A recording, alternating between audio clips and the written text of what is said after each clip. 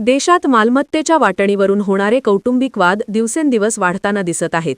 विशेषतः वडील मृत्यूपत्र न करता निधन पावल्यास किंवा नोंदणीकृत नसलेले मृत्यूपत्र मागे ठेवल्यास वारसांमध्ये संभ्रम निर्माण होतो. अशा परिस्थितीत कायद्याने नेमकी कोणाला किती हिस्सेदारी मिळते याबाबत स्पष्टता आवश्यक ठरते. भारतात वारसा हक्कासंदर्भात हिंदू उत्तराधिकार कायदा 1956 आणि भारतीय उत्तराधिकार कायदा 1925 लागू आहेत. या कायद्यांनुसार व्यक्तीने मृत्यूपत्र न करता मृत्यू झाल्यास त्याची संपत्ती सर्व कायदेशीर वारसांमध्ये समान विभागली जाते. मुलींनाही समान हक्क. हिंदू उत्तराधिकार सुधारणा कायदा 2005 नंतर मुलींना मुलांप्रमाणेच वडिलांच्या मालमत्तेत समान अधिकार देण्यात आले आहेत.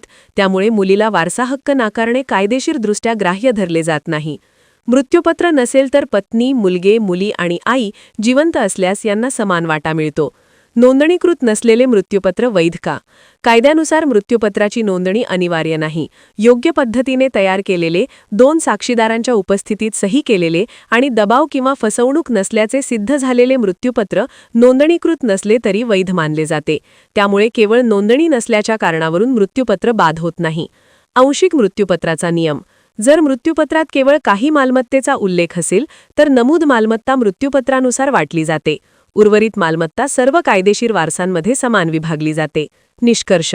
तज्ज्ञांच्या मते भविष्यातील वाद टाळण्यासाठी स्पष्ट आणि कायदेशीर पद्धतीने मृत्यूपत्र तयार करणे आवश्यक आहे. विशेषतः कुटुंबात अनेक वारस असल्यास योग्य वेळी निर्णय न घेतल्यास मालमत्तेवरून वाद वाढण्याची शक्यता अधिक असते.